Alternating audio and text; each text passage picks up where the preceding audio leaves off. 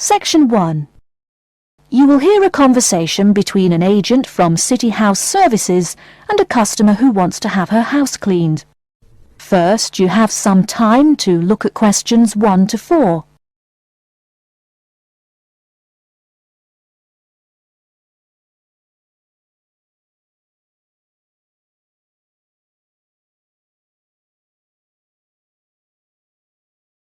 Now we shall begin. You should answer the questions as you listen, because you will not hear the recording a second time. Listen carefully and answer questions 1 to 4. Good morning, City House Services. How may I help you? Good morning. I'd like to arrange to have my house cleaned. Certainly. I just need to ask a few questions. First, could I take your name? Yes, it's Barbara Hill. Thank you. Next, is your house in London? Yes, it's in Kingston in southwest London. Okay, southwest London, and, what's the postcode? SW105. And what is the square footage and what rooms will be cleaning? The whole house is 268 square feet, and there is no need to clean all the rooms. I only want to have my bedrooms cleaned. Okay. How many bedrooms does the house have? 3 bedrooms. Oh no, sorry, we used to have 3 bedrooms, but we only have 2 bedrooms now. Are those single bedrooms or doubles? Doubles. Fine, 2 doubles. There's one more room which needs cleaning. It was used as a bedroom before, and now we have converted it into an office. I understand. 3 rooms have got to be cleaned. And are all of those rooms upstairs? Yes. Then downstairs we have a kitchen diner, conservatory and lounge. The kitchen diner is quite large and has the usual equipment: cooker with oven, refrigerator, cupboards and worktops. The conservatory has a lot of plants, but there's no need to take care of them. The lounge has a leather 3-piece suite and a large coffee table. Thank you. And do you keep any pets? Yeah, I really love keeping them. I've got 2 dogs and 3 cats. Okay, then if our staff come over to offer the service, please take your pets away. Have you looked at our service packages? Yes, I have one in front of me. Excellent. Before you hear the rest of the conversation, you have some time to look at questions 5 to 10.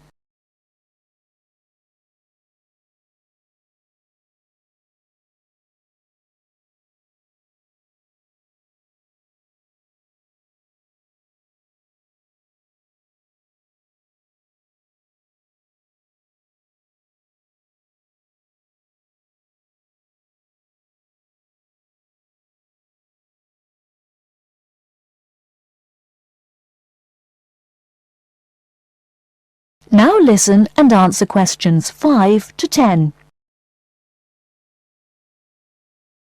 Any extra services you need? Switching bed linen, work in the garden, clean the glass in the conservatory, that kind of thing? No. Actually, replacing the bed linen, yeah, that would be good. No problem. I'll just make a note of that. How about curtains, mats and carpets? What would you like us to do with those items? The curtains. I'll have to think about that. I think we should have the carpets cleaned really well every quarter. Mats can just be done with the laundry. Of course. How about clothes? We can have our staff wash and iron them, or we can have them taken to a dry cleaner. Washing and ironing. No, just ironing. That'll be okay. Okay, fine. I know quite a bit about what you want now. I should let you know that we're located on 12 Amy's Road. That's A-M-Y-E-S. And we work on from Monday to Sunday except Tuesday and Wednesday. Could you let me know when is convenient for you? Next Friday. No. Oh, that's no good. My son invites his friends over in the afternoon that day.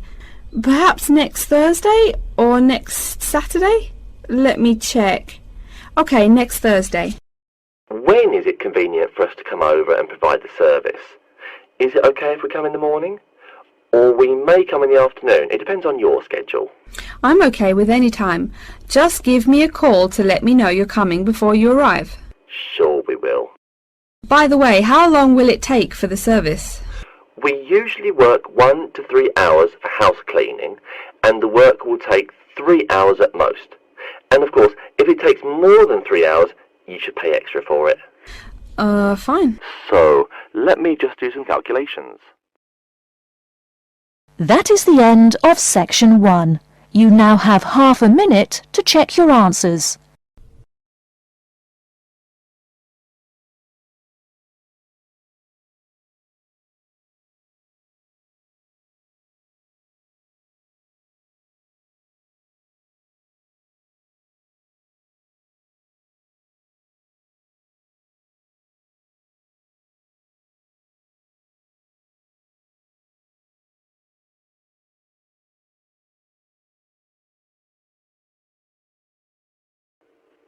Now turn to section 2. Section 2. You'll hear a talk by a security worker from Sydney Airport who is introducing the day-to-day operations of the Australian Quarantine Service. First, you have some time to look at questions 11 to 17.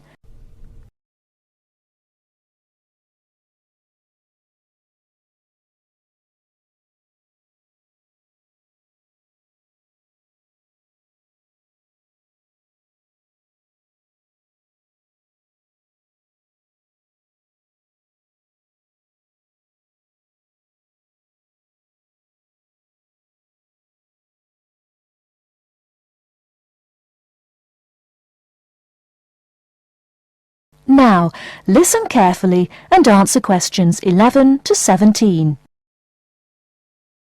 Hi everyone and welcome to Sydney Airport. Today I'll be giving you the inside information on the day-to-day operations of the Australian Quarantine Service here. We hope to provide you with a better understanding of why such heavy security regulations are necessary by educating you on how we operate and why we do the things we do. We're not here to try to persuade you to fly through Sydney Airport, though we hope you'll find your experience relatively stress-free and comfortable. First things first, our personnel. Can anyone guess how many people work at Sydney Airport? We have 200 alone working in Terminal 2, so can you guess how many in the whole airport? I heard someone say 360. That's getting closer. What? Did someone say 2,000? That's way too high. Sydney Airport actually employs 440 people. A lot, right? And about half of those employees work in security-related matters. Moving on to our not-so-human employees, let's come and see our favourite pooch, Milton. Milton is our best drug-sniffing dog on the force. He's friendly to most people. You can even come pet him at the end of our tour. Burnouts, beware though. He'll find everything. Notice that even though there are so many of us around him, Milton stays quite calm. This is the precise reason he was chosen for the job. Dogs that are chosen are not predisposed to sniff out different narcotics. That's something we teach them already. So here's a part of the airport most people never notice, the cargo transport terminal. This is where packages are shipped to and from. Normally we ship around 4,400 packages per month. In this airport alone, over 52,000 packages were shipped in and out over the past year. We ship to and from 170 different countries. Not bad, eh? Probably it will go up to over 72,000 packages this year. And despite over 100 flights in and out of here daily, the number of lost or delayed packages is impressively low. If you send your package through here, rest assured we'll get it where it's going. Let's move on to the area most of us are familiar with, the passenger terminals. In order to be allowed into this area, you must pass through security with your ticket and, if you're travelling internationally, your passport. If you're travelling domestically, you just need a legal form of ID. If you don't have those, you will not be allowed to pass through security and board your flight. During the security scan, your carry-on items will be checked for dangerous items such as weapons, sharp objects and liquids that exceed our specified limit. If you attempt to pass any of the prohibited items on this list posted at the entrance, you are still allowed to board the plane, but you'll be given a warning and your item will be confiscated. Don't worry, we will not arrest you for having too much shampoo in your bag or anything like that. We also search your carry-ons and parcels for any perishable items. We prohibit the transportation of local vegetation and prohibit parcels containing any insects in them. You may or may not have learnt about this in biology class, but when some plants are introduced to a new environment, they spread wildly and wipe out the current species around it. It is important to control the introduction of new plants into an ecosystem, so we must prohibit the transport of any fertile seeds. So what happens to parcels containing possibly suspicious items? It's of course something we do not take lightly here. If an object passes through the scanner that appears suspicious in any way, it is separated out for manual search by a member of our trained security personnel. If an illegal plant or simple sharp object like a pocket knife is found, it is simply disposed of in our biohazard waste containers, and the package itself is returned to the sender, or passenger if it is for a passenger flight. More serious weapons are reported to higher authorities for investigation. Before you hear the rest of the talk, you have some time to look at questions 18 to 20.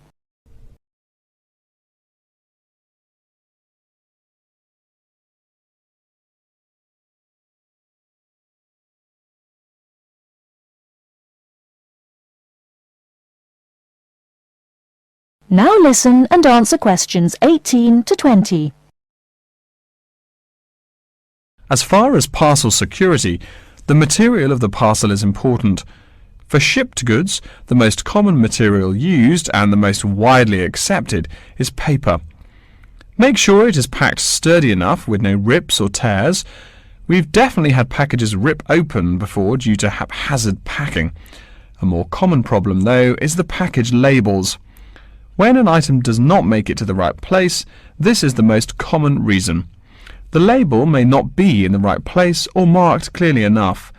If you're receiving any items from abroad that must be declared, please remember our guidelines in order to ensure the timely delivery of your item.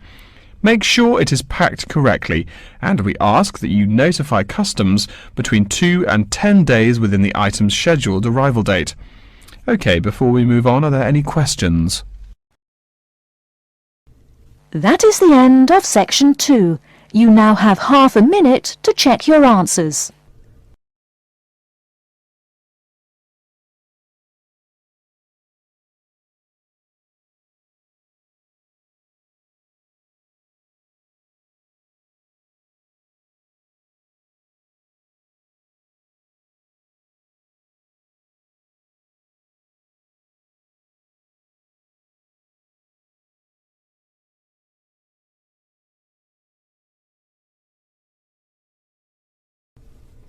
Now turn to section 3. Section 3. You will hear a librarian called Adam Smith talking to the students about how to use the facilities in the library. First, you have some time to look at questions 21 to 26.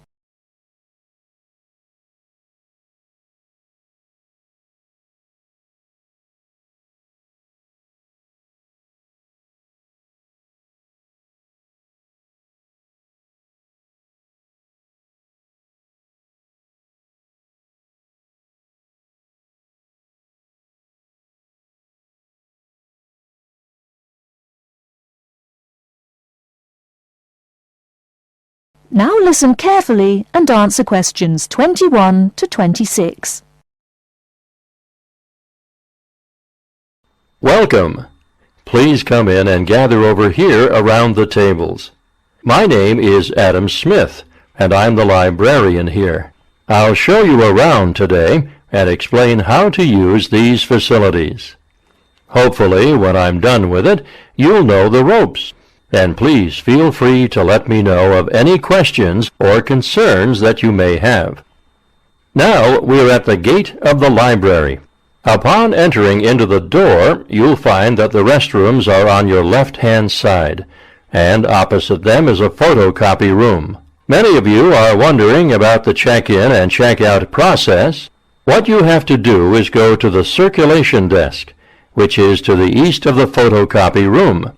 The reading room is a really large area in the center of the library, just to the north of the circulation desk. I'm sure you won't miss it. If you're here to do research, this is where you should bring books to look through. However, if you're here to do any group projects or other interactive activities, I advise you to use one of the study rooms, which are just to the east of the reading room. Moving on to the southeast corner, we have the periodical section, just next to the study rooms. We have a collection of different newspapers and magazines in this section. You can get last week's weather reports or all the top stories 5 years ago. Our periodicals can be traced back 20 years to the time when our school library was built. Our first question. Yes. Can we check out magazines from the library? I'm sorry, but you cannot take any periodicals out of the library. You're welcome to read them for as long as you want while you're here, but you cannot check them out. I wonder if there is any place where we can get some food in the library. Do we have a store here? Of course. The Food Service Center is just meters away from the study rooms. It's on the northeast corner as you look at the map. The Food Service Center offers different kinds of snacks, though it's not big. Well, moving on along to the west, you will find the Video Resource Center on your right hand. We have educational videos and documentaries, as well as major motion pictures. We ask that you pay attention to the tag on the video that you pick up, as many of our documentaries are for on-site viewing only and may not be taken out of the library. To the west of the Video Resource Center is our satellite TV station. Here we stream the news from Channel 19 for most of the day. How many channels does it have?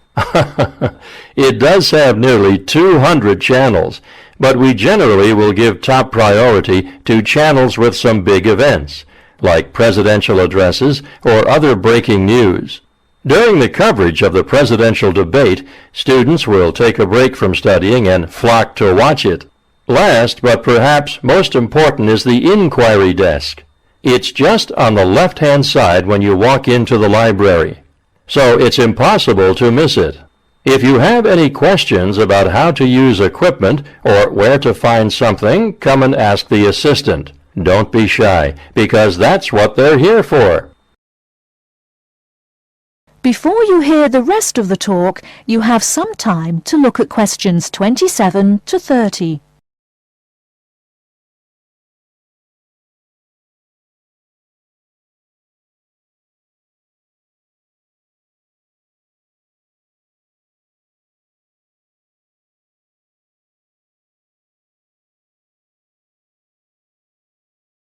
Now listen and answer questions 27 to 30. Speaking of questions, one of the questions we get asked is how to actually check out a book once a student has picked one out. If it's a fiction or non-fiction book, look for the pink and yellow checkout card inside the back cover of the book. You can also find information about the book on these cards, including its publishing date, genre, ISBN, and a log of dates it's been checked out before. Present this card to me or any library assistant, and we'll stamp it, and then the book can be kept for 3 weeks. You can find general information on a field of study by using one of our subject guides. We have them on paper here, but any of our computers will allow you to search within fields as well. What if the library doesn't have a resource we're looking for? Great question. I'm going to address that. Our library is a network with a number of other universities in the area, so if there is something you're looking for and it's available somewhere in the area, we'll be able to get it for you. However, there are universities which are not part of the network, so we do not share resources with them. If you want more information about the library and its resources, you'll find it in a labeled blue folder on my desk in the Enquiry section. Okay, so that's a lot of information all at once, and I don't expect you to remember it all. The most important thing is please be respectful of the staff, and if you need help with anything at all, come and ask me or one of the assistants. All right. Any questions? That is the end of section 3. You now have half a minute to check your answers.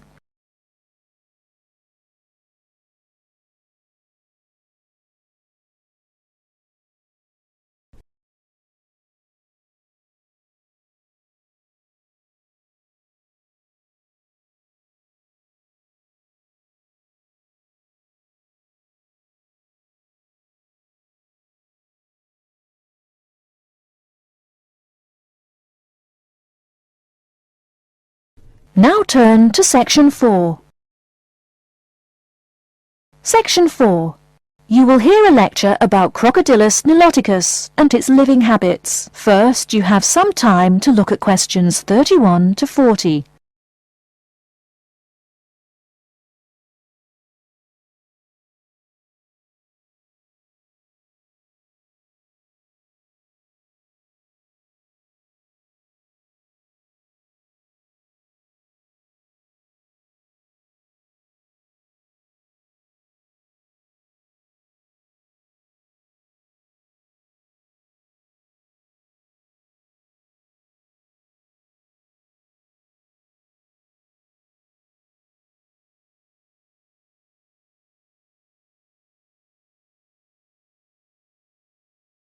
Now listen carefully and answer questions 31 to 40. Good morning. Today we will continue our study of Crocodylus niloticus by talking about its living habits. We've already discussed the evolutionary attributes that set it apart from its crocodile relatives. Does everyone remember that? Yes, it has an extremely narrow snout and 3 or 4 rows of protective scales on its back, as compared to 2 rows on other members of the Crocodylus genus. Let's take a look at how these carnivorous man-eaters live, where they live, and finally, whether they really deserve their vicious reputation. To start, I'd like to address a great question posed to me by a student during yesterday's office hours. We talked about the distribution of crocodiles in Africa and saw that they are highly concentrated in the south and west of the continent. This student noticed that on the map displaying the distribution of crocodiles across Africa, there were no crocodiles in the northern region, and found no mention in the literature of the existence of crocodiles in the north of Africa. Why might there be no crocodiles in North Africa? Let's save this question for later in the lecture.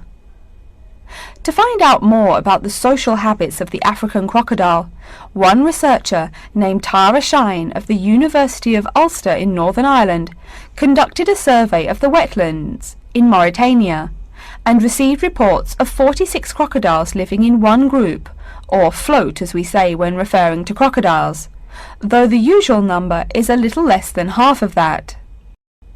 In general, crocodiles are more highly concentrated in wet subtropical environments, near bodies of water and rich vegetation.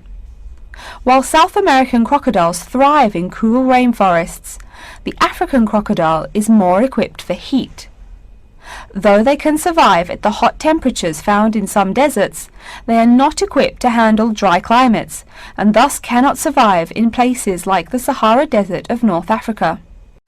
As cold-blooded animals, crocodiles' core temperatures fluctuate from their average of 38 degrees Celsius as external conditions change. Thus, they need to avoid extreme temperatures. Others live an underwater life, keeping a body temperature close to that of the water.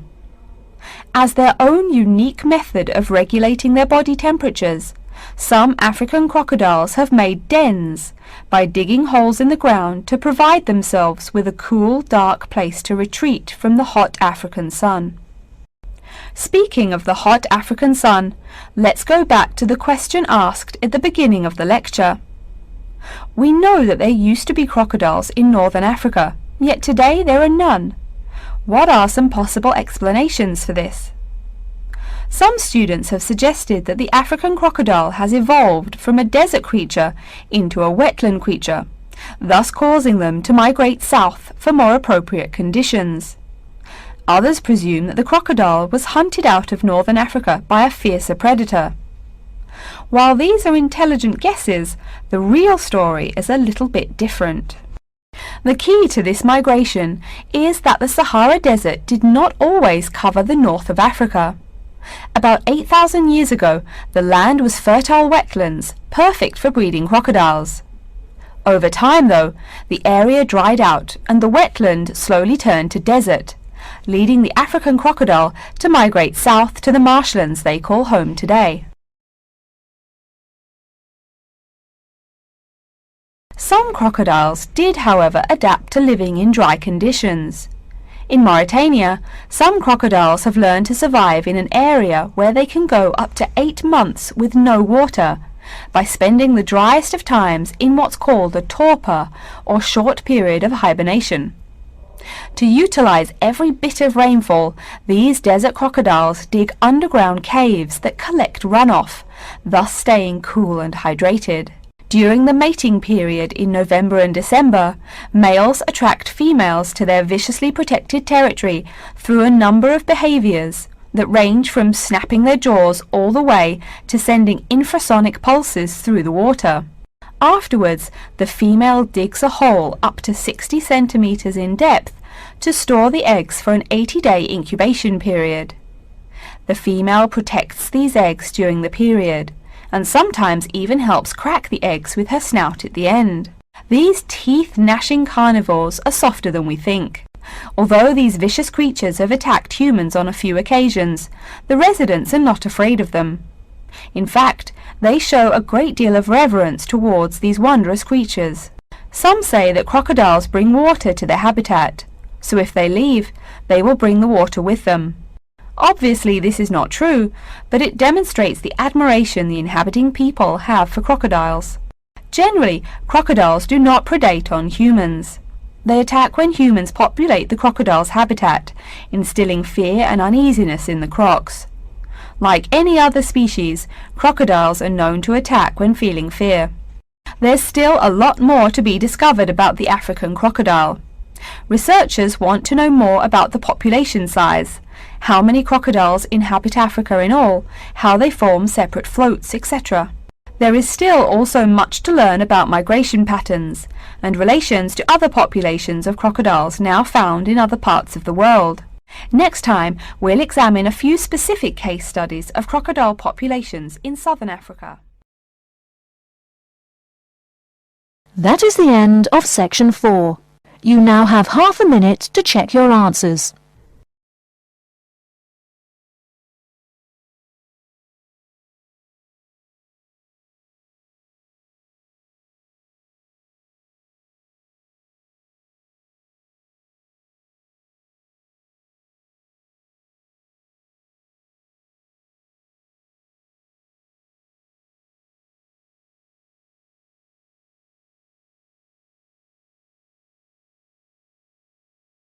That is the end of the listening test. In the IELTS test, you will now have 10 minutes to transfer your answers to an answer sheet.